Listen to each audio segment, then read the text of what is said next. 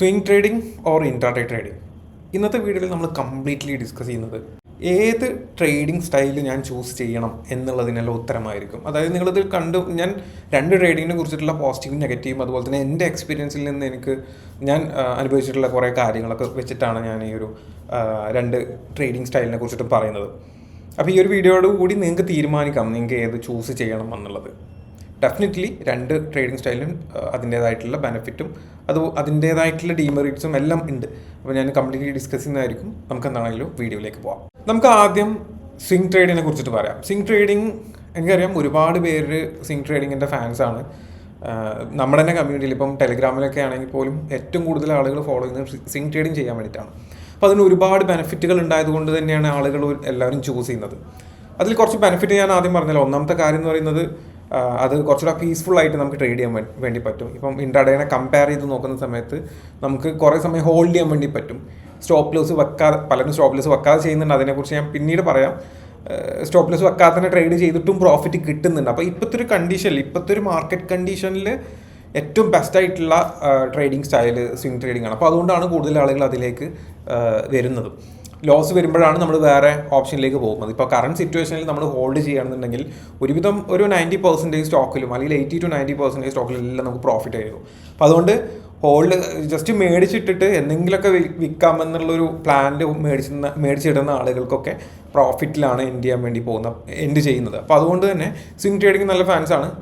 അപ്പം കൂടുതൽ ആളുകൾ യൂസ് ചെയ്യുന്നുണ്ട്. അപ്പോൾ ഞാൻ പറഞ്ഞു വന്നത് സ്വിംഗ് ട്രേഡിങ് നമുക്ക് ഈ പറഞ്ഞ പോലെ കുറച്ച് ടൈം ഫ്രെയിം ഒരുപാട് ഉണ്ട് എന്നുള്ളതാണ്. അതായത് കുറേ നമുക്ക് പീസ്ഫുള്ളായിട്ട് ട്രേഡ് ചെയ്യാം എന്നുള്ളതാണ് മെയിനായിട്ടുള്ള ബെനിഫിറ്റായിട്ട് വരുന്നത്. പിന്നീട് നമുക്ക് റിസ്ക് കുറവായിരിക്കും. ലോസ് വരുന്ന സമയത്തും നമ്മൾ ക്യാപിറ്റൽ ഉപയോഗിച്ചിട്ട് മാത്രമേ നമ്മൾ ട്രേഡ് ചെയ്യുന്നുള്ളൂ. അതിനേക്കാളും കൂടുതൽ എമൗണ്ട് വെച്ചിട്ട് നമ്മൾ ട്രേഡ് ചെയ്യുന്നില്ല. അപ്പോൾ അതുകൊണ്ട് അതായത് ലിവറേജ് ഒന്നും എടുത്തിട്ട് ട്രേഡ് ചെയ്യുന്നില്ല. അപ്പോൾ അതുകൊണ്ട് തന്നെ നമുക്ക് റിസ്ക്കും കുറവാണ്. അപ്പോൾ അതുകൊണ്ട് നമുക്ക് ഒരു വലിയ ലോസ് വരാതെ അതുപോലെ തന്നെ വലിയ രീതിയിൽ എക്സൈറ്റ്മെൻ്റ് ഒന്നും ഇല്ലാതെ ഇൻട്രാഡേനെ കമ്പയർ ചെയ്ത് നോക്കുന്ന സമയത്ത് വലിയ എക്സൈറ്റ്മെൻ്റ് ഒന്നും ഇല്ലാതെ ട്രേഡ് ചെയ്യാൻ പറ്റും. കുറേ സമയം ഹോൾഡ് ചെയ്യാം. ലോസിലാണെന്നുണ്ടെങ്കിൽ അത് അവിടെ ഇടാം. നമ്മളെ കയ്യിൽ സ്റ്റോക്ക് ഉണ്ട് എന്നുള്ള ഒരുപാട് നമുക്ക് മെൻ്റലി നമ്മളെ കൂടുതൽ സാറ്റിസ്ഫൈഡ് ആക്കുന്ന അല്ലെങ്കിൽ കുറച്ചും കൂടെ പീസ്ഫുള്ളായിട്ട് തിങ്ക് ചെയ്യാനൊക്കെ നമ്മളെ ഹെൽപ്പ് ചെയ്യുന്ന രീതിയിലൊരു ട്രേഡിംഗ് സ്റ്റൈലാണ് സ്വിംഗ് ട്രേഡിംഗ് എന്ന് പറയുന്നത്. ഇൻവെസ്റ്റ്മെൻറ്റ്സ് പിന്നെ വേറെ തന്നെ ഡിഫറൻ്റ് ആണ്. ഞാൻ ട്രേഡിങ്ങിനെ കുറിച്ചിട്ട് മാത്രമാണ് പറയുന്നത്. അപ്പോൾ സ്വിംഗ് ട്രേഡിംഗ് അങ്ങനെയാണ്. നമുക്ക് പീസ്ഫുള്ളാണ്, നമുക്ക് ടെൻഷനില്ല, എല്ലാ കാര്യങ്ങളും പക്കയാണ്. ഇനി ഇൻട്രാഡേയിലേക്ക് വരാം. ഇൻട്രാഡേയിലേക്ക് വരുമ്പോൾ ഒരുപാട് കാര്യങ്ങളുണ്ട്. ഇൻട്രാഡേയിലേക്ക് വരുന്ന സമയത്ത് ഇൻട്രാഡേയിലുള്ള ഏറ്റവും വലിയ അഡ്വാൻറ്റേജ് എന്ന് പറയുന്നത് ലിവറേജ് തന്നെയാണ്. ഏറ്റവും വലിയ ഡിസഡ്വാൻറ്റേജും ഏറ്റവും വലിയ അഡ്വാൻറ്റേജും ലിവറേജാണ്. അതായത് ഇപ്പം ക്യാപിറ്റൽ ഇല്ലാത്ത അല്ലെങ്കിൽ ചെറിയ നമ്മുടെ കയ്യിലുള്ള നമ്മുടെ സ്വപ്നങ്ങൾ വലുതാണ്, പക്ഷേ നമ്മുടെ കയ്യിലെ ക്യാപിറ്റൽ അതിനനുസരിച്ച് നമ്മുടെ കയ്യിൽ ക്യാപിറ്റൽ ഇല്ല. ഇങ്ങനത്തെ ആളുകൾക്കാണ് നമുക്ക് ഇൻട്രാഡേ ചൂസ് ചെയ്യാൻ വേണ്ടി പറ്റുക. അതേസമയം ഞാനിത് പറയുമ്പോൾ നിങ്ങൾ ഫുള്ളായിട്ട് കേട്ടതിന് ശേഷം മാത്രം ഡിസിഷൻ എടുക്കുക. ഇത് മാത്രം വെച്ചിട്ട് ഡിസിഷൻ എടുക്കരുത്. അപ്പോൾ അതിനർത്ഥം പൈസ അത്യാവശ്യം ഉണ്ടാക്കാൻ താല്പര്യമുള്ള ആളുകൾക്കൊക്കെ ഇൻട്രാഡേ ചെയ്യാമെന്നുള്ളതല്ല. ഇൻട്രാഡേ ചെയ്യേണ്ട ആളുകളുണ്ട്. അത് ഞാൻ വരും സമയങ്ങളിൽ പറയാം. അതായത് ഫസ്റ്റ് ഞാൻ പറഞ്ഞല്ലോ, ഞാനിപ്പോൾ പറഞ്ഞതിൻ്റെ ഉത്തരം കാര്യം എന്താണെന്ന് വെച്ച് കഴിഞ്ഞാൽ നമുക്ക് അത്യാവശ്യം പീസ്ഫുള്ളായിട്ടാണ് ട്രേഡ് ചെയ്യേണ്ടത്. വലിയ റിസ്ക് എടുക്കാനൊന്നും താല്പര്യമില്ല. ഞാൻ ഓൾറെഡി ഒരു ജോബ് ചെയ്യുന്നുണ്ട്. അപ്പോൾ അതിൻ്റെ കൂടെ എനിക്ക് ചെറിയ രീതിയിലൊരു എക്സ്ട്രാ ഇൻകം അല്ലെങ്കിൽ ചെറിയൊരു ഇൻകം എന്നുള്ള രീതിയിൽ മാത്രമാണ് ട്രേഡിങ്ങിനെ കാണുന്നത് എന്നുണ്ടെങ്കിൽ നിങ്ങൾ തീർച്ചയായിട്ടും നിങ്ങൾ സ്വിംഗ് ട്രേഡിങ് മാത്രം ചൂസ് ചെയ്താൽ മതി. വേറെ ഒന്നും ചൂസ് ചെയ്യണ്ട. ഓക്കെ. രണ്ടാമത്തെ ടൈപ്പ് ഓഫ് ആളുകൾ, ഞാൻ ഫസ്റ്റ് ടൈപ്പ് ഓഫ് ആളുകൾ പറഞ്ഞു. നിങ്ങൾ സ്വിംഗ് ട്രേഡിങ് ചൂസ് ചെയ്താൽ മതി. പീസ്ഫുള്ളായിട്ട് ചെയ്യുന്ന ആളുകൾ സ്വിംഗ് ട്രേഡിങ് ചൂസ് ചെയ്താൽ മതി. നിങ്ങൾ എക്സ്ട്രാ ഇൻകം ആണ്, നിങ്ങൾക്കത് വലിയൊരു പ്രയോറിറ്റി ഉള്ളതല്ല. ഞാൻ ഏൺ ചെയ്യുന്ന എമൗണ്ടിൽ നിന്ന് കുറച്ച് എമൗണ്ട് ഉണ്ടാക്കണം, ഇത്ര മാത്രമേ പ്ലാൻ ഉള്ളൂ എന്നുണ്ടെങ്കിൽ സ്വിംഗ് ട്രേഡിങ് മാത്രം ചൂസ് ചെയ്താൽ മതി. ഇനി രണ്ടാമത്തെ ഓപ്ഷൻ ഞാൻ പറഞ്ഞുതരാം, ഇൻട്രാഡേ. ഇനി രണ്ടാമത്തെ ടൈപ്പ് ഓഫ് ആളുകളുടെ കാര്യം പറഞ്ഞുതരാം. നിങ്ങൾക്ക് ജോബ് ഉണ്ടോ ഇല്ലയോ എന്നുള്ളത് ഞാൻ നോക്കുന്നില്ല. ജോബ് ഉണ്ടാവാം, ഇല്ലാതിരിക്കാം. പക്ഷെ നിങ്ങൾക്ക് കുറച്ചും കൂടെ വലിയ എമൗണ്ട്, കുറച്ചും കൂടെ വലിയ വലിയ രീതിയിൽ സ്കെയിലപ്പ് ചെയ്യണം. അതായത് ചിലപ്പോൾ നിങ്ങൾക്ക് ജോബ് ഉണ്ടാവും, പക്ഷേ ജോബ് നിങ്ങൾ ഉദ്ദേശിച്ച അത്ര വലിയൊരു ജോബൊന്നായിരിക്കില്ല. അല്ലെങ്കിൽ നിങ്ങൾക്ക് ചെറിയ എമൗണ്ട് സാലറി മാത്രമേ ഉള്ളൂ. അപ്പോൾ അതിൽ നിന്ന് സേവ് ചെയ്തിട്ട് കുറച്ചുകൂടെ കൂടുതൽ ഇൻകം വേണമെന്ന് നല്ല രീതിയിൽ ആഗ്രഹമുള്ള ആളുകൾ, അല്ലെങ്കിൽ ജോബില്ല, ഓക്കെ, എനിക്ക് കുറച്ച് പൈസ ഉണ്ട് പക്ഷേ എനിക്ക് ജോബൊന്നുമില്ല, അങ്ങനത്തെ ആളുകളാവാം. അല്ലെങ്കിൽ പിന്നെ എനിക്ക് ഫുൾ ടൈം ഈ ജോബിനോട് എനിക്ക് താല്പര്യമില്ല, എനിക്ക് കംപ്ലീറ്റ്ലി ബിസിനസ് ആ ഒരു മൈൻഡ് സെറ്റ് ആണ് എന്നുണ്ടെങ്കിൽ അവർക്കും ഇൻട്രാഡേ പോസിബിൾ ആണ്. ഈ 3 മൈൻഡ് സെറ്റിലുള്ള ആളുകൾക്കാണ് ഇൻട്രാഡേ ചെയ്തിട്ട് കാര്യമുള്ളൂ. കാരണം അവർക്ക് ഇതിൻ്റെ ഒരു നീഡുള്ളൂ, അല്ലെങ്കിൽ ഇവർക്ക് വേണം എന്നുള്ളൊരു എന്താ പറയുക, എങ്ങനെയെങ്കിലും രക്ഷപ്പെടണം എന്നുള്ളൊരു നീഡുള്ള ആളുകൾക്ക് ഈ ഇൻട്രാഡേ പോസിബിൾ ഉള്ളൂ. തൽക്കാലം ഒന്ന് ട്രൈ ചെയ്ത് നോക്കാം, അങ്ങനെ ഒരു മൈൻഡ് സെറ്റിലുള്ള ആളുകൾ ഇത് പൈസ കളഞ്ഞിട്ട് നിർത്തി പോലെ ഉണ്ടാവുള്ളൂ. കാരണം എന്താണെന്ന് വെച്ച് കഴിഞ്ഞാൽ നമുക്ക് ഫസ്റ്റ് സ്റ്റാർട്ടിങ്ങിൽ നമ്മളെ പൈസ പോകും, അത് 100% ഉറപ്പാണ്. അപ്പോൾ പോകുന്ന സമയത്ത് ഗിവ് അപ്പ് ചെയ്യുന്ന ആളുകൾ ഇതിലേക്ക് വന്നിട്ട് കാര്യമില്ല. അപ്പോൾ ആദ്യം ഫസ്റ്റ് സ്റ്റാർട്ടിങ്ങിൽ പോയി കഴിഞ്ഞാലും വേണ്ട, എനിക്ക് തന്നെ ഇത് സ്റ്റിക്ക് ഓൺ ചെയ്യണം, എനിക്ക് ഇതിന് ഒരു ഫ്യൂച്ചർ വേണം എന്ന് നല്ല ഡിസൈറുള്ള ആളുകൾക്ക് മാത്രമേ ഇതിലേക്ക് വന്നിട്ട് കാര്യമില്ല. അപ്പോൾ ഈ പറഞ്ഞ പോലെ നല്ല രീതിയിൽ നീഡ് ഉണ്ട് എന്നുള്ളത് നിങ്ങൾക്ക് ഉറപ്പ് വരുത്താം. നിങ്ങൾ അത്ര വലിയ നീഡ് ഇല്ലെങ്കിൽ നിങ്ങൾ വെറുതെ ഇതിലേക്ക് വരണ്ട, നിങ്ങൾ പൈസ കളയും ചെയ്യും, എന്നിട്ട് നിങ്ങൾ ഈ ഇൻട്രാഡേ സ്റ്റോപ്പ് ചെയ്യുകയും ചെയ്യും. എന്നിട്ട് പുതിയ വരുന്ന ആളുകളോട് ഇൻട്രാഡേ ചെയ്യരുതെന്ന് പറയുകയും ചെയ്യും. അതായിരിക്കും നിങ്ങൾ ചെയ്യാൻ പോകുന്നത്. അപ്പോൾ അതുകൊണ്ട് ഇത് ആവശ്യമുള്ള ആളുകൾ മാത്രം ചെയ്യുക. ഇത് കുറച്ച് റിസ്ക്കി ആയിരിക്കും, കുറച്ച് ടെൻഷനും കാര്യങ്ങളെല്ലാം ഉണ്ടാവും.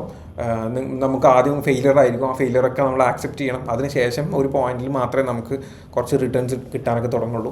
എന്നിട്ടും കുറച്ച് ഗ്രോ ആയി അത്യാവശ്യം ഹൈ ലെവലിൽ എത്തുമ്പോൾ മാത്രമേ നമുക്ക് നല്ലൊരു ഇൻകൊക്കെ അതിൽ നിന്ന് ജനറേറ്റ് ആയി തുടങ്ങുള്ളൂ. അപ്പോൾ അത്രയും ടൈം എടുക്കാനും അത്രയും പേഷ്യൻസും അത്രയും എന്താ പറയുക, അത്രയും ഡെഡിക്കേഷനും ഒക്കെ ഉണ്ടെങ്കിൽ മാത്രം ഇൻട്രാഡേയിലേക്ക് ഇറങ്ങിയാൽ മതി. അങ്ങനെ ഉണ്ടെങ്കിൽ നിങ്ങൾക്ക് ഡെഫിനറ്റ്ലി ഇൻട്രാഡേയിലേക്ക് ഇറങ്ങാം. ഇനി ഇൻട്രാഡേയിലേക്ക് ഇറങ്ങുമ്പോൾ ശ്രദ്ധിക്കേണ്ട കുറച്ച് കാര്യങ്ങൾ എന്താണെന്ന് വെച്ച് കഴിഞ്ഞാൽ, ഇൻട്രാഡേയിലേക്ക് ഇറങ്ങുന്ന സമയത്ത് നമ്മൾ ആദ്യം മനസ്സിലാക്കേണ്ടത്, ഇൻട്രാഡേയിൽ റിസ്ക് മാനേജ്മെൻറ്റ് വഴിയാണ് നമുക്ക് പ്രോഫിറ്റബിലിറ്റി ഉണ്ടാവുന്നത്. ഓക്കെ, ഷോർട്ട് ടേമിൽ ഒരു പരിധി വരെ അങ്ങനെയൊക്കെ തന്നെയാണ്. പക്ഷേ എങ്കിൽ പോലും ഷോർട്ട് ടേമിൽ നമുക്ക് കുറച്ചുകൂടെ നല്ല ആക്യുറസി ഉള്ള ട്രേഡ് എടുക്കുമ്പോൾ നമുക്ക് കൂടുതൽ പെട്ടെന്ന് നമുക്ക് പ്രോഫിറ്റബിൾ ആവാനൊക്കെ പറ്റും. അല്ലെങ്കിൽ ആക്യുറസിനെ കുറച്ചുകൂടെ ഡിപ്പെൻഡഡ് ആണ്. കാരണം നമുക്ക് അത്രയും ടൈം ഫ്രെയിം വരുന്നുണ്ട്, ഒരുപാട് സമയം ഹോൾഡ് ചെയ്യാനുള്ള സമയം വരുന്നത്. അപ്പോൾ നമുക്ക് കുറച്ചുകൂടെ ആക്യുറസി കൂടുതലായിരിക്കും. അപ്പോൾ അതുകൊണ്ട് തന്നെ ആക്യുറസി കുറച്ചുകൂടെ ബെറ്റർ നമുക്ക് ആക്യുറസി കുറച്ചുകൂടെ കൂടുതൽ കിട്ടും. അങ്ങനെയൊക്കെ നമുക്ക് സ്കെയിൽ അപ്പ് ചെയ്യാനൊക്കെ പറ്റും. പക്ഷേ ഇൻട്രാഡേയിൽ അങ്ങനെയല്ല, വളരെ ഷോർട്ട് ടേമിലാണ് നമ്മൾ ട്രേഡ്സ് എടുത്തുകൊണ്ടിരിക്കുന്നത്. അപ്പോൾ നമ്മൾ എടുക്കുന്ന ഓരോ ട്രേഡും നമ്മൾ വിചാരിച്ച രീതിയിൽ തന്നെ വർക്കൗട്ട് ആവണമെന്നില്ല, കുറേ ലോസും കാര്യങ്ങളൊക്കെ വരും. അപ്പോൾ നമ്മൾ കറക്റ്റായിട്ട് ലോസ് വരുന്ന സമയത്ത് കറക്റ്റായിട്ട് എക്സിറ്റ് ചെയ്യാനും പ്രോഫിറ്റ് മാക്സിമൈസ് ചെയ്യാനുള്ള ടെക്നിക്കുകൾ പഠിക്കണം. അതായത് ഒരു സ്റ്റോക്കിൻ്റെ പ്രിഡിക്ഷൻ അല്ലാതെ കുറേ കാര്യങ്ങൾ നമ്മൾ പഠിക്കേണ്ടതുണ്ട് ഇൻട്രാഡേ ആണെന്നുണ്ടെങ്കിൽ. അപ്പോൾ അത് പഠിക്കാതെ നമ്മൾ ഇതിലേക്ക് ഈ പറഞ്ഞ പോലെ ഇൻട്രാഡേയിലേക്ക് വന്നിട്ട് കാര്യമില്ല. അപ്പോൾ നമ്മൾ ഫസ്റ്റ് പ്രയോറിറ്റി കൊടുക്കേണ്ടത് നമ്മൾ റിസ്ക് മാനേജ്മെൻറ്റിലാണ് നിങ്ങൾ ഇൻട്രാഡേ ആണ് ചെയ്യുന്നത് എന്നുണ്ടെങ്കിൽ. അപ്പോൾ ഞാൻ പറഞ്ഞ് ജസ്റ്റ് സിമ്പിളായിട്ട് ഒന്നും കൂടെ എല്ലാം പറഞ്ഞുതരാം. അതായത് നമ്മൾ സ്വിങ് ആണ്, നിങ്ങൾ പീസ്ഫുള്ളായിട്ട് ട്രേഡ് ചെയ്യുന്ന ആളെന്നുണ്ടെങ്കിൽ സ്വിങ് മാത്രം ചൂസ് ചെയ്താൽ മതി. അത്യാവശ്യം പൈസ ഉണ്ടാക്കണം, കുറച്ച് നീഡ് ഉണ്ട്, നമ്മൾ അത്യാവശ്യം റിസ്ക് എടുക്കാൻ റെഡിയാണ്, കുറേ ടൈം എടുക്കാനൊക്കെ റെഡിയാണെന്നുണ്ടെങ്കിൽ ഇൻട്രാഡേ നിങ്ങൾക്ക് ചൂസ് ചെയ്യാം. ഇൻട്രാഡേ ചൂസ് ചെയ്യുകയാണെന്നുണ്ടെങ്കിൽ നിങ്ങൾ ഫസ്റ്റ് പ്രയോറിറ്റി കൊടുക്കേണ്ടത് റിസ്ക് മാനേജ്മെൻറ്റിലാണ്. ഓക്കെ, ഇനി ഞാൻ പറയാൻ പോകുന്നത് സ്ട്രാറ്റജിക്ക് എത്രത്തോളം ഇമ്പോർട്ടൻസ് കൊടുക്കണം എന്നുള്ളതാണ്. അപ്പോൾ എൻ്റെ എക്സ്പീരിയൻസിൽ ഞാൻ സ്റ്റാർട്ട് ചെയ്യുന്ന സമയത്തൊക്കെ സ്ട്രാറ്റജിക്കാണ് ഏറ്റവും കൂടുതൽ ഇമ്പോർട്ടൻസ് കൊടുത്തിട്ടുണ്ടായിരുന്നത്. അതായത് നല്ല സ്ട്രാറ്റജി കിട്ടിയാൽ നമ്മൾ സക്സസ്ഫുൾ ആവും എന്നുള്ളതാണ് ഞാൻ വിചാരിച്ചിട്ടുണ്ടായിരുന്നത്. അപ്പം ഞാൻ ഒരുപാട് റിസർച്ച് ചെയ്യും, കുറേ യൂട്യൂബിൽ അത് ഇത് എല്ലാ സ്ഥലത്തും നോക്കും, ഗൂഗിളിലൊക്കെ സെർച്ച് ചെയ്ത് നോക്കും ബെസ്റ്റ് സ്ട്രാറ്റജി ഏതാന്നുള്ളത്. ഞാൻ സ്റ്റാർട്ട് ചെയ്യുന്ന സമയത്തൊക്കെ ഇൻഡിക്കേറ്റേഴ്സ് വെച്ചിട്ടുള്ള സ്ട്രാറ്റജീസാണ് ഉണ്ടാവുക. അന്ന് SMC ഇല്ല, അല്ലെങ്കിൽ ഇപ്പോൾ പറയുന്ന പ്രൈസ് ആക്ഷൻ ഒന്നും അത്ര പോപ്പുലർ അല്ല, ഓർഡർ ഫ്ലോ അത് ഇതെന്ന് പറഞ്ഞാൽ ഇത്തരത്തിലുള്ള ഒരുപാട് ടെക്നിക്കുകളൊന്നുമില്ല. അന്ന് ജസ്റ്റ് ഈ പറഞ്ഞ ഇൻഡിക്കേറ്റേഴ്സ് വെച്ചിട്ട് കുറേ ക്രോസ് ചെയ്തിട്ടും എന്താ പറയുക, MACD indicators, moving average, RSI, VWAP, അങ്ങനെ ഒരുപാട് ഇൻഡിക്കേറ്റേഴ്സ് ഉണ്ട്. അപ്പോൾ ഇതൊക്കെ വെച്ചിട്ടാണ് നമ്മൾ ഇതുവരെ കേട്ട് പോലും പരിചയമില്ലാത്ത ഒരുപാട് ഇൻഡിക്കേറ്റേഴ്സ് വന്നിട്ടുണ്ടാകും. ഞാൻ കുറേ മറന്നുപോയതാണ്. അപ്പോൾ ഇതൊക്കെ ക്രോസ് ചെയ്തിട്ടാണ് നമ്മൾ സ്ട്രാറ്റജീസ് കണ്ടത്. അപ്പോൾ അതിൻ്റെ ഒരു പ്രത്യേകത എന്ന് പറഞ്ഞാൽ എനിക്ക് ഒരുപാട് സ്ട്രാറ്റജീസ് എനിക്ക് തന്നെ ബിൽഡ് ചെയ്യാൻ വേണ്ടി പറ്റും. കാരണം നമ്മളിപ്പം സ്ട്രാറ്റജീസ് നമ്മുടെ ട്രേഡിംഗ് ടെർമിനൽ ഇൻഡിക്കേറ്റേഴ്സ് എന്ന് അടിച്ചു കഴിഞ്ഞാൽ 100 കണക്കിന് ഇൻഡിക്കേറ്റേഴ്സ് ഉണ്ട്. അപ്പോൾ അതൊക്കെ ഞാൻ ടെസ്റ്റ് ചെയ്യാൻ വേണ്ടി ഞാൻ എനിക്കൊന്നൊരു 50-60 സ്ട്രാറ്റജീസൊക്കെ ഇങ്ങനെ ടെസ്റ്റ് ചെയ്തുകൊണ്ട് നോക്കിയിട്ടുണ്ട്. അപ്പോൾ ഇത് എന്താ സംഭവിക്കുന്നത് വെച്ചാൽ ഈ എല്ലാ സ്ട്രാറ്റജിയും അത്യാവശ്യം നല്ല തന്നെയാണ്. നമ്മൾ ഒരു സ്ട്രാറ്റജീസിനെ നമ്മൾ കുറ്റം പറയാൻ പറ്റില്ല. സ്ട്രാറ്റജീസ് എല്ലാം ഒരു മിനിമം ആക്യുറസി അതിനുണ്ടാവും. ഓക്കെ, ആ ഒരു ആക്യുറസി വെച്ചിട്ട് നമ്മൾ ആ ഒരു സ്ട്രാറ്റജീനെ നമ്മളെങ്ങനെ അത് വർക്കൗട്ട് ചെയ്യിപ്പിക്കുന്നു എന്നുള്ളതിനനുസരിച്ച് ഡിഫറൻസ് ഉണ്ടാവും. പക്ഷേ എങ്കിലും ഒരുവിധം സ്ട്രാറ്റജീസിനൊക്കെ ഒരു ബേസിക് ലെവലിലുള്ള ആക്യുറസി ഉണ്ടാവും. അപ്പം ഇവിടെ പ്രശ്നം വരുന്നത് മണി മാനേജ്മെൻറ്റ് ഫോക്കസ് ചെയ്യുമ്പോൾ. അപ്പോൾ സ്ട്രാറ്റജിയിൽ അപ്പോൾ ഞാൻ പറഞ്ഞു തന്നത്, ഞാൻ സ്റ്റാർട്ടിങ് സ്റ്റേജിൽ ഈ പറഞ്ഞ പോലെ സ്ട്രാറ്റജീസിനെ കുറേ ഫോക്കസ് ചെയ്ത് അങ്ങനെയൊക്കെ ഒരുപാട് പൈസ ഞാൻ കളഞ്ഞിട്ടുണ്ട്. കാരണം നമ്മൾ സ്ട്രാറ്റജി ആദ്യം ഒന്ന് ചെയ്ത് നോക്കും, അപ്പോൾ അത് 1-2 പ്രോഫിറ്റ് ആവും, പിന്നെ ഒരു 3-4 ലോസ് ആകുമ്പോൾ നമ്മൾ ഒഴിവാക്കും. പിന്നെ അടുത്ത സ്ട്രാറ്റജി എടുക്കും, അതിൽ ഫസ്റ്റ് തന്നെ ചിലപ്പോൾ ലോസ് ആയി വരിക, അപ്പോൾ പിന്നെ അത് ഒഴിവാക്കും. പിന്നെ അടുത്ത സ്ട്രാറ്റജി എടുക്കും. അങ്ങനെ സ്ട്രാറ്റജി ഇങ്ങനെ മാറ്റി ഒരുപാട് പൈസ ഞാൻ കളഞ്ഞിട്ടുണ്ട്. അപ്പോൾ അത് ആദ്യം നിർത്തുക. സ്ട്രാറ്റജി ഞാൻ പറയട്ടെ, ഞാൻ എപ്പോഴും യൂസ് ചെയ്യുന്നത് ഡിമാൻഡ് ആൻഡ് സപ്ലൈ. അതായത് നല്ല സെല്ലേഴ്സിൻ്റെയും ബയേഴ്സിൻ്റെയും എവിടെയാണ് സെല്ലേഴ്സും ബയേഴ്സും റിയാക്ട് ചെയ്യുന്നത്, അല്ലെങ്കിൽ എവിടെയാണ് അവരുടെ ആക്ടിവിറ്റി വരുന്നത് എന്നുള്ളത് നോട്ട് ചെയ്യുക. ആ പോയിന്റിൽ എങ്ങനെയാണ് പ്രൈസ് റിയാക്ട് ചെയ്യുന്നത് ഇത് നോക്കി. ഇതാണ് ബേസിക് ആയിട്ടുള്ള സ്ട്രാറ്റജി എന്ന് പറയുന്നത്. ഏത് എന്താ പറയുക SMC ആയിക്കോട്ടെ, അല്ലെങ്കിൽ ഏത് ഇൻഡിക്കേറ്റേഴ്സ് ആയിക്കോട്ടെ, എല്ലാം വർക്ക് ചെയ്യുന്നത് ഡിമാൻഡ് ആൻഡ് സപ്ലൈ വെച്ചിട്ടാണ്. അപ്പം ബയേഴ്സും സെല്ലേഴ്സിൻ്റെ റിയാക്ഷൻ ഏത് പോയിന്റിലാണ് കൂടുതൽ വരുന്നത്, ആ ഒരു പോയിന്റിൽ ഏത് ബയ്യറാണോ സെല്ലറാണോ ഡോമിനേറ്റ് ചെയ്യുന്നത്, ഇത്തരത്തിലുള്ള നമ്മൾ ലോജിക്കലായിട്ടുള്ള കാര്യങ്ങൾ ചാർട്ട് വെച്ച് കണ്ടുപിടിക്കുക എന്നുള്ളതാണ് സ്ട്രാറ്റജിയോട് ഉദ്ദേശിക്കുന്നുള്ളൂ. ഞാൻ ഷെയർ ചെയ്യുന്ന ട്രേഡൊക്കെ നിങ്ങൾ കാണാറുണ്ട്, ഞാൻ ഇൻട്രാഡേ ചെയ്യുന്ന ട്രേഡൊക്കെ ഒരു സ്ട്രാറ്റജി അതിലില്ല, നിങ്ങൾക്ക് എല്ലാവർക്കും വിസിബിളാണ്. ഞാൻ just support, resistance, reversal, retracement ഇതൊക്കെ വെച്ചിട്ടാണ് ഞാൻ ട്രേഡ് ചെയ്യുന്നത്, വേറെ ഒന്നും ഞാൻ യൂസ് ചെയ്യുന്നില്ല. പക്ഷേ അത് പ്രോപ്പറായിട്ട് യൂസ് ചെയ്യാൻ അറിയണം. ഏതൊക്കെ പോയിന്റിൽ റിയാക്ട് ചെയ്യും, ഏതൊക്കെ സമയത്ത് സപ്പോർട്ട്, ഏതൊക്കെയാണ് സ്ട്രോങ് ആയിട്ടുള്ള സപ്പോർട്ട്, ഏതൊക്കെയാണ് വീക്ക് ആയിട്ടുള്ള സപ്പോർട്ട്, വോളിയം എങ്ങനെ യൂസ് ചെയ്യണം, അങ്ങനെ ബേസിക് ആയിട്ട് ആ കാര്യങ്ങളൊക്കെ അറിഞ്ഞിട്ട് പിന്നീട് നമ്മൾ എക്സ്പീരിയൻസ് ആണ് നമ്മൾ ഡ്രൈവ് ചെയ്യുന്നത്. ചില സമയത്ത് നമുക്ക് ഭയങ്കര കോൺഫിഡൻസ് ഉണ്ടാവും ചില ട്രേഡ് എടുക്കാൻ വേണ്ടിയിട്ട്. അതിൽ ചില പുറത്തുനിന്ന് കാണുന്ന ഒരാൾക്ക് ചിലപ്പോൾ ഇവിടെ എന്താ ട്രേഡ് എടുക്കുന്നതെന്നൊക്കെ തോന്നും, പക്ഷെ നമുക്ക് ഭയങ്കര കോൺഫിഡൻസ് ആയിരിക്കും ആ ട്രേഡ് എടുക്കാൻ വേണ്ടിയിട്ട്. അത്തരത്തിലൊക്കെ എക്സ്പീരിയൻസ് നിങ്ങൾക്ക് ഉണ്ടായിട്ടുണ്ടെങ്കിൽ നിങ്ങൾ താഴെ കമൻറ്റ് ചെയ്ത് അറിയുക. അപ്പോൾ ഞാൻ പറഞ്ഞു വന്നത്, ഇൻട്രാഡേ നമ്മൾ കംപ്ലീറ്റ്ലി നീഡ് ഉള്ള ആളുകൾ മാത്രം ഇൻട്രാഡേ ചൂസ് ചെയ്യാം. ഇൻട്രാഡേ ചൂസ് ചെയ്യുമ്പോൾ നിങ്ങൾ ശ്രദ്ധിക്കേണ്ടത് മണി മാനേജ്മെൻറ്റിനാണ് ഇമ്പോർട്ടൻസ് കൊടുക്കേണ്ടത്, അല്ലെങ്കിൽ റിസ്ക് മാനേജ്മെൻറ്റിനാണ് ഇമ്പോർട്ടൻറ്റ് കൊടുക്കേണ്ടത്.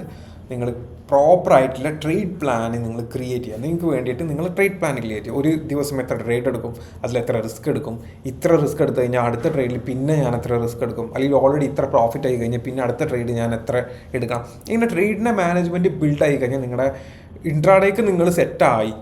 പിന്നെ നിങ്ങൾ ഏത് സ്ട്രാറ്റജി യൂസ് ചെയ്തോ, നിങ്ങൾ റാൻഡായിട്ട് ട്രേഡ് എടുത്തോ, നിങ്ങൾ കണ്ണടച്ച് ട്രേഡ് എടുത്തോ, എന്നാലും നിങ്ങൾക്ക് പ്രോഫിറ്റബിൾ ആകാൻ വേണ്ടി പറ്റും.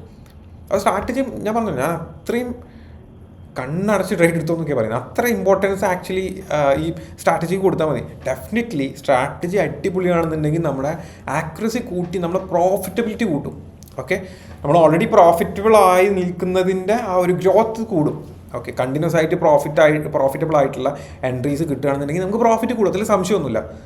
പക്ഷേ നമ്മുടെ ലോസിലേക്ക് കൊണ്ടുപോകുന്നത് റിസ്ക് മാനേജ്മെൻറ്റ്, ലോസിലേക്ക് പോകുന്നത് റിസ്ക് മാനേജ്മെൻറ്റാണ് തടയുന്നത്. അതിൻ്റെ ഒരു ഡിഫറൻസ് നിങ്ങൾക്ക് മനസ്സിലായോ ഇല്ലയോ എന്ന് എനിക്കറിയില്ല. ഞാൻ ഒന്നും കൂടെ പറഞ്ഞുതരാം. നമ്മൾ ലോസ് ഇല്ലാതെ നമ്മളെ പ്രൊട്ടക്ട് ചെയ്യുന്നത് നമ്മളെ റിസ്ക് മാനേജ്മെൻറ്റാണ്. അത് ബേസിക്, അത് ഫണ്ടമെൻ്റൽ സാധനമാണ്, അത് നിർബന്ധം. അതിനാണ് ഫസ്റ്റ് പ്രയോറിറ്റി നമ്മൾ കൊടുക്കേണ്ടത്. അതിനുശേഷം നമ്മുടെ പ്രോഫിറ്റബിലിറ്റിൻ്റെ സ്കെയിൽ കൂട്ടുന്നത്, നമ്മൾ കൂടുതൽ എമൗണ്ട് ഉണ്ടാക്കുന്നത്, നമുക്ക് കൂടുതൽ പൈസ ഉണ്ടാക്കുന്നത് നമ്മുടെ സ്ട്രാറ്റജി ഉപയോഗിച്ചിട്ടാണ്. അങ്ങനെയാണ് ഇതിനെ നമ്മൾ സെറ്റ് ചെയ്യേണ്ടത്. കംപ്ലീറ്റ്ലി രണ്ടും ഇല്ലാതാക്കാൻ, ഞാൻ നേരത്തെ പറഞ്ഞത് ഇനിയിപ്പം സ്ട്രാറ്റജി ഇല്ലെങ്കിലും നമുക്ക് ട്രേഡ് ചെയ്യാമെന്ന് പറയാൻ കാരണം, നിങ്ങൾക്ക് സ്ട്രാറ്റജി ഇല്ലാതെ നിങ്ങൾ റാൻഡമായിട്ട് ട്രേഡ് എടുത്താലും പ്രോപ്പറായിട്ടുള്ള റിസ്ക് മാനേജ്മെൻറ്റ് ഫോളോ ചെയ്യുന്ന ഒരാളാണെന്നുണ്ടെങ്കിൽ ഒരു പോയിന്റിൽ നിങ്ങൾ സക്സസ്ഫുൾ ആവും. അതുകൊണ്ടാണ് ഞാൻ അങ്ങനെ പറഞ്ഞത്. പക്ഷേ ഞാൻ പറഞ്ഞല്ലോ, നിങ്ങൾക്ക് പ്രോഫിറ്റബിലിറ്റി കൂട്ടണമെങ്കിൽ നിങ്ങൾ സ്ട്രാറ്റജി നല്ല രീതിയിൽ ബിൽഡ് ചെയ്തോ. പക്ഷേ നിങ്ങൾ എനിക്കൊന്നേ പറയാനുള്ളൂ, നിങ്ങൾ റിസ്ക് മാനേജ്മെൻറ്റും ട്രേഡിങ് പ്ലാനും കാര്യങ്ങളൊക്കെ നിങ്ങൾ സെറ്റ് ചെയ്യുക. അത് സെറ്റ് ചെയ്ത് കഴിഞ്ഞാൽ നിങ്ങൾ സേഫാണ്. പിന്നെ നിങ്ങൾ പേടിക്കണ്ട. നിങ്ങൾ എന്താണെങ്കിലും നിങ്ങൾ ആ ഒരു സിസ്റ്റം നിങ്ങൾ കറക്റ്റായിട്ട് ഫോളോ ചെയ്യുക എന്നുള്ളത് മാത്രം നോക്കിയാൽ മതി. അത് കറക്റ്റായിട്ട് ഫോളോ ചെയ്ത് കഴിഞ്ഞാൽ പിന്നെ നിങ്ങൾ റിസ്ക്കും കാര്യങ്ങളും, നിങ്ങളുടെ ക്യാപിറ്റൽ പ്രൊട്ടക്റ്റഡ് ആയിരിക്കും. നിങ്ങൾക്ക് വേറെ ഇഷ്യൂസ് കാര്യങ്ങളും വരില്ല. നിങ്ങൾക്ക് ലോങ് ടേമിൽ സസ്റ്റെയിൻ ചെയ്യാനൊക്കെ പറ്റും. അത് ബിൽഡായി കഴിഞ്ഞാൽ നിങ്ങളുടെ ഫണ്ടമെൻറ്റൽസ് റെഡിയായി. പിന്നീട് നിങ്ങൾ ചെയ്യേണ്ടത് നിങ്ങളുടെ ട്രേഡിങ് മെമ്മറി കൂട്ടുക. അതായത് നിങ്ങൾക്ക് ഈ പറഞ്ഞ പോലെ, ഞാൻ കഴിഞ്ഞ വീഡിയോയിൽ പറഞ്ഞ പോലെ, ഈ ട്രേഡ് മാനേജ്മെൻറ്റ് കഴിഞ്ഞ വീഡിയോയിൽ പറഞ്ഞ പോലെ, നമ്മൾ ഈ ട്രേഡിങ് ജേണൽ നിങ്ങൾ കീപ്പ് ചെയ്യുക. ജേണൽ കീപ്പ് ചെയ്യുമ്പോൾ നമുക്ക് മെമ്മറി കൂടും. നമ്മൾ ഓരോ സിറ്റുവേഷൻസ് നമ്മുടെ മൈൻഡിലുണ്ടാവും. ഓരോ ചാർട്ട്, ഒരു പെർട്ടിക്കുലർ സ്റ്റോക്ക് ഈ ഒരു പ്രൈസ് പോയിന്റിൽ വന്നപ്പോൾ മുൻപ് എങ്ങനെ റിയാക്ട് ചെയ്തു എന്നുള്ളത് നമ്മുടെ മെമ്മറിയിലുണ്ടാവും. അതുകൊണ്ട് എക്സ്പീരിയൻസ് പോയി നമുക്ക് കിട്ടുന്ന സംഭവമാണ് അത്. പ്ലസ് നമ്മൾ ട്രേഡിംഗ് ചാനലുകളെ കീപ്പ് ചെയ്യുന്നുണ്ടെങ്കിൽ നമുക്ക് നല്ല ഓർമ്മ ഉണ്ടാവും. അപ്പോൾ ആ മെമ്മറി ഉണ്ടെങ്കിൽ നമുക്ക് പിന്നെ വേറൊന്നും വേണ്ട, നമുക്ക് ആ മെമ്മറി വെച്ച് മാത്രം നമുക്ക് ട്രേഡ് എടുക്കാൻ പറ്റും. ഇപ്പം ഞാനൊക്കെ പല ട്രേഡും എടുക്കുമ്പോൾ നിങ്ങൾക്ക് ചിലപ്പോൾ തോന്നിയേക്കാം ഇതിലിപ്പോൾ എന്ത് സ്ട്രാറ്റജിയാണ് യൂസ് ചെയ്യുന്നതെന്ന്. പക്ഷെ അത് മെമ്മറി വെച്ച് ട്രേഡ് എടുക്കുന്നതാണ്. ഞാൻ മുൻപ് ഇതേ പ്രത്യേകിച്ച് നിഫ്റ്റിയിലൊക്കെ ഞാൻ കംപ്ലീറ്റ്ലി ഒരു നല്ലൊരു പെർസെൻറ്റേജ് മെമ്മറി വെച്ചിട്ടാണ് ചെയ്യുക. അതായത് ഓൾറെഡി നമ്മൾ ആ ഒരു പ്രൈസ് പോയിന്റിൽ റിയാക്ട് ചെയ്യുന്നതൊക്കെ എനിക്ക് ഓൾറെഡി അറിയുന്നുണ്ടാവും. അപ്പോൾ ജസ്റ്റ് ഒരു സപ്പോർട്ട് കാണുമ്പോൾ തന്നെ അത് സപ്പോർട്ടാണെന്നാണ് തീരുമാനിക്കും. പക്ഷെ വേറൊരാൾ കാണുമ്പോൾ ചിലപ്പോൾ ഇത് സപ്പോർട്ടാണ് എന്ന് വിചാരിച്ചിട്ട് റിവേഴ്സ് ചെയ്യണം നിർബന്ധം ഉണ്ടോ എന്നുള്ളൊരു ക്വസ്റ്റ്യൻ വരും. പക്ഷെ എനിക്കത് ഉറപ്പായിരിക്കും റിവേഴ്സ് ചെയ്യും. അത് കാരണം ഞാൻ എൻ്റെ മൈൻഡിലുള്ള മെമ്മറിയാണത്. അപ്പോൾ കണ്ടിന്യൂസ് ആയിട്ട് ട്രേഡ് ചെയ്യുമ്പോൾ അത് കറക്റ്റായിട്ട് നോട്ട് ചെയ്ത് ചാനൽ ചെയ്യുന്ന സമയത്ത് നമുക്ക് ആ ഒരു മെമ്മറി ബിൽഡാവും. ആ മെമ്മറി ബിൽഡാകുമ്പോൾ നമുക്ക് റിസ്ക് മാനേജ്മെൻറ്റും ആ മെമ്മറിയും ഉണ്ടെങ്കിൽ അതാണ് ഒരു പെർഫെക്റ്റ് ആയിട്ട് ഞാൻ മനസ്സിലാക്കുന്നത്. ഓക്കെ, ഒരു പെർഫെക്റ്റ് പോയിന്റ് എന്ന് പറയുന്നത് അതാണ്. കാരണം എനിക്ക് ആ ഒരു പോയിന്റിലാണ് ഞാൻ ആ ഒരു ഇത് മനസ്സിലാക്കിയത്. അതായത് ആ ഒരു നമ്മുടെ മൈൻഡിൽ ഒരുപാട് ട്രേഡ് എടുക്കുമ്പോൾ നമ്മുടെ മൈൻഡിൽ മെമ്മറി വരും. നമ്മൾ ജസ്റ്റ് റാൻഡമായിട്ട് ട്രേഡ് എടുത്തിട്ട് ഒന്ന് നോട്ട് ചെയ്യാതെ തീരെ സിസ്റ്റമാറ്റിക് അല്ലാതെ ചെയ്ത് കഴിഞ്ഞാൽ നമുക്കിത് കിട്ടില്ല. ഓക്കെ, നമ്മൾ കറക്റ്റായിട്ട് ട്രേഡ് എടുക്കും. ആ ട്രേഡൊക്കെ നമ്മൾ വൈകുന്നേരം ആകുമ്പോൾ ചാനലിൽ എഴുതി വെക്കും, അല്ലെങ്കിൽ നോട്ട് ചെയ്ത് വെക്കും. എന്നിട്ട് അടുത്ത ദിവസം വീണ്ടും ട്രേഡ് എടുക്കും, അത് നോട്ട് ചെയ്ത് വെക്കും. ഒരു വീക്ക് കഴിയുമ്പോൾ നമ്മൾ അതൊക്കെ ഒന്ന് അനലൈസ് ചെയ്യും, നമ്മൾ എവിടെയൊക്കെ ട്രേഡ് എടുത്തു, എന്തൊക്കെ നമ്മൾ ഈ വീക്ക് ചെയ്തു, ഇതൊക്കെ ചെയ്തു. ഇങ്ങനെ കണ്ടിന്യൂ ചെയ്ത് പോകുമ്പോഴാണ് നമുക്ക് മെമ്മറി, അത് നല്ല മെമ്മറി ആയിരിക്കും. അത് ആ ഒരു മെമ്മറി ബിൽഡ് ആകുമ്പോൾ നമുക്ക് ഓട്ടോമാറ്റിക് നമ്മുടെ ട്രേഡിങ് സ്കിൽ, നമ്മുടെ സ്ട്രാറ്റജി ബിൽഡ് ആവും. അപ്പോൾ ഈ രണ്ട് കാര്യങ്ങളാണ് നിങ്ങൾ ശ്രദ്ധിക്കേണ്ടത്. അതായത് ഫസ്റ്റ് നമ്മുടെ റിസ്ക് മാനേജ്മെൻറ്റ് ബിൽഡ് ചെയ്യുക. Okay, risk management, money management build ചെയ്യുക, നമ്മുടെ ട്രെയിനിങ് സിസ്റ്റം, ഫണ്ടമെൻ്റൽസ്, നമ്മുടെ റിസ്ക് നമ്മൾ മെയിൻറ്റെയിൻ ചെയ്ത് റിസ്കിൻ്റെ പാർട്ട് നമ്മൾ ക്ലിയർ ചെയ്യുക. അത് ക്ലിയർ ചെയ്ത് കഴിഞ്ഞാൽ നമ്മൾ പിന്നെ പേടിക്കേണ്ട, നമ്മൾ ട്രേഡ് ചെയ്യാൻ വേണ്ടി തുടങ്ങാം. നമ്മൾ റാൻഡമായിട്ട് പോലും എടുത്ത് തുടങ്ങാം. പിന്നെ അടുത്ത സ്റ്റെപ്പ് എന്ന് പറയുന്നത് നമ്മൾ എടുക്കുന്ന ട്രേഡ് കറക്റ്റായിട്ട് ജേണൽ ചെയ്ത് വെക്കുക, നമ്മുടെ ആ ഒരു മെമ്മറി ക്രിയേറ്റ് ചെയ്യുക. ആ മെമ്മറിയും കൂടെ ക്രിയേറ്റ് ചെയ്ത് കഴിഞ്ഞാൽ വലിയൊരു പെർസെൻറ്റേജ് ആയി, ഒരു 80% ആയി. പിന്നെ ഈ 20% എന്ന് പറയുന്നത് നമുക്ക് ബേസിക് ആയിട്ടുള്ള ടെക്നിക്കൽ അനാലിസിസ്, അതായത് സപ്ലൈ, ഡിമാൻഡ്, എവിടെയാണ് സപ്പോർട്ട് വരുന്നത്, എവിടെയാണ് റീട്രേസ്മെൻറ്റ് വരുന്നത്, എത്ര പെർസെൻറ്റേജിലാണ് റീട്രേസ് ചെയ്യാൻ ചാൻസ്, അങ്ങനെ അത്തരത്തിലുള്ള ബേസിക് കാര്യങ്ങൾ ആയി കഴിഞ്ഞാൽ ഏകദേശം 100% ആയി. അങ്ങനെയാണ് ഞാൻ മനസ്സിലാക്കിയിട്ടുള്ളത്. നിങ്ങളുടെ എന്തെങ്കിലും അഭിപ്രായം നിങ്ങൾക്ക് ഉണ്ടെങ്കിൽ താഴെ കമൻറ്റ് ചെയ്തറിയിക്കുക. അപ്പോൾ ഇതുപോലത്തെ വീഡിയോസ് നിങ്ങൾക്ക് വേണമെന്നുണ്ടെങ്കിൽ, ഇതിപ്പോൾ എൻ്റെ ഒരു എക്സ്പീരിയൻസ് വഴി ഞാൻ ട്രേഡ് ചെയ്യുന്നതിനെ കുറിച്ചിട്ട് എൻ്റെ അഭിപ്രായമാണ് ഞാൻ ഈ ഒരു വീഡിയോയിലൂടെ പറഞ്ഞത്. അപ്പോൾ ഇതുപോലത്തെ വീഡിയോസ് വേണമെന്നുണ്ടെങ്കിൽ, ഞാൻ കഴിഞ്ഞ വീഡിയോ ചെയ്തപ്പോൾ ഒരുപാട് റെസ്പോൺസ് ഓൾറെഡി വന്നിട്ടുണ്ടായിരുന്നു കമൻറ്റിൽ വഴി, ഇങ്ങനത്തെ വീഡിയോസ് വേണം എന്നൊക്കെ പറഞ്ഞിട്ട് ഞാൻ ട്രേഡിംഗ് ചാനലിനെ കുറിച്ച് പറഞ്ഞ സമയത്ത്. അപ്പോൾ ഇതുപോലത്തെ വീഡിയോസ് നിങ്ങൾക്ക് താല്പര്യം ഉണ്ടെങ്കിൽ നിങ്ങൾ താഴെ കമൻറ്റ് ചെയ്ത് അറിയിക്കുക, വീഡിയോ ലൈക്ക് ചെയ്യുക, കൂടുതൽ ആളുകളിലേക്ക് എത്തിക്കുക. നല്ല റീച്ചുള്ള ടൈപ്പ് കണ്ടൻറ്റുകളാണ് ഞാൻ ചെയ്യാറ്. അപ്പോൾ നിങ്ങൾ ലൈക്ക് ചെയ്ത് കമൻറ്റൊക്കെ ചെയ്ത് റീച്ച് കൂട്ടുക. So thank you.